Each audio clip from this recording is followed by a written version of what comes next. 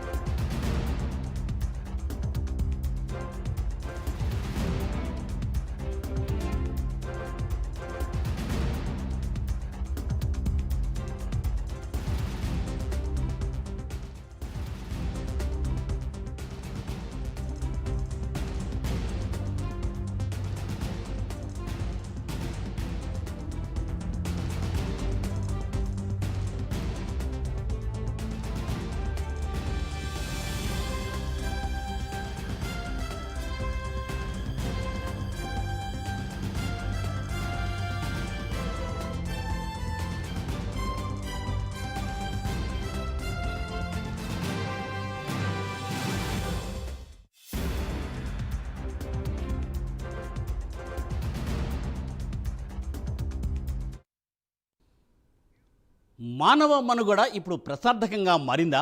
ఒక్క నెలలోనే ప్రకృతి ప్రకోపం కళ్ళకు కట్టింది. ఇప్పుడు నిజంగా ప్రకృతి పగబట్టిందా అన్నట్లు పరిస్థితులు మారిపోయాయి. నీరు, గాలి, మట్టి ఇలా వేర్వేరు చోట్ల విరుచుకుపడిన ఘటనలు అందరిలోనూ ఇప్పుడు ఆలోచనలు రేకెత్తిస్తున్నాయి. ఆంధ్రప్రదేశ్లో విజయవాడ, గుంటూరు, మంగళగిరి తదితర ప్రాంతాల్లోని ఇటీవలి ఘటనలు, అటు వరంగల్ జిల్లా ములుగులోనూ గాలి విధ్వంసం, ఇక కేరళలోని వయనాడు విలయం ఇలా గమనిస్తే నీరు, గాలి, నేల రూపంలో జరిగిన విలయ ఘటనలు ఆందోళనలు కలిగిస్తున్నాయి. ఇవన్నీ ప్రళయ సూచికల అనే అనుమానాలకు తావిస్తున్నాయి. నిజంగా పంచభూతాలు మనపై పగబట్టాయా? మరి పంచభూతాలను మమేకం చేసుకుంటూ మనిషి మనుగడ సాగించాలి.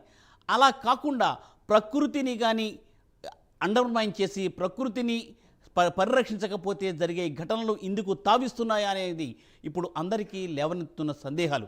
మరి ఇదే అంశానికి సంబంధించి ప్రైమ్9 news exclusive report, field report ఇప్పుడు చూద్దాం.